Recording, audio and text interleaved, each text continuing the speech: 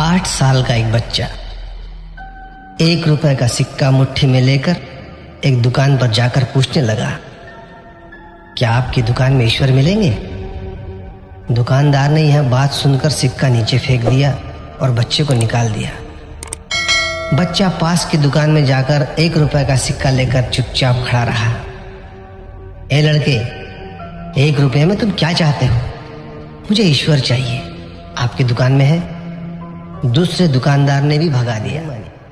एक दुकान से दूसरी दुकान, दूसरी से तीसरी, ऐसा करते करते कुल 40 दुकानों के चक्कर काटने के बाद एक बूढ़े दुकानदार के पास पहुंचा।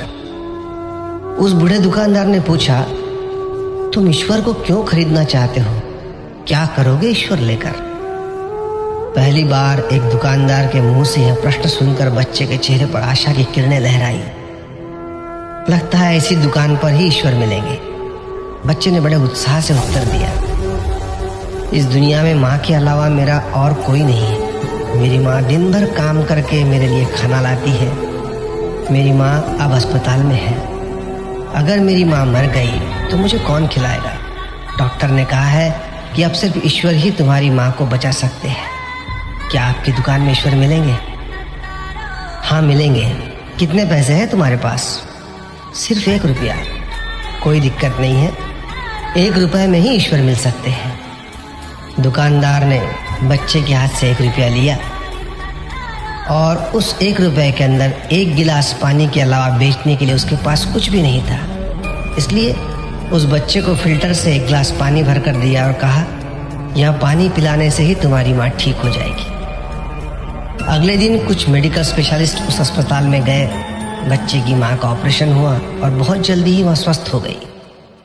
डिस्चार्ज के कागज पर अस्पताल का बिल देखकर उस महिला के होश उड़ गए। डॉक्टर ने उन्हें आश्वासन देकर कहा, टेंशन की कोई बात नहीं है। एक वृद्ध सज्जन ने आपके सारे बिल चुका दिए हैं, साथ में एक चिट्ठी भी दी है।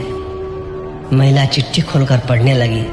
उसमें लिखा था, मुझे धन्यवाद देने की कोई आवश्यकता नहीं है। आपको तो स्वयं ईश्वर ने ही बचाया है। मैं तो सिर्फ एक जरिया हूँ। यदि आप धन्यवाद देना ही चाहती है तो अपने अबोध बच्चे को दीजिए, जो सिर्फ 1 रुपया लेकर ना समझो की तरह ईश्वर को ढूंढने निकल पड़ा।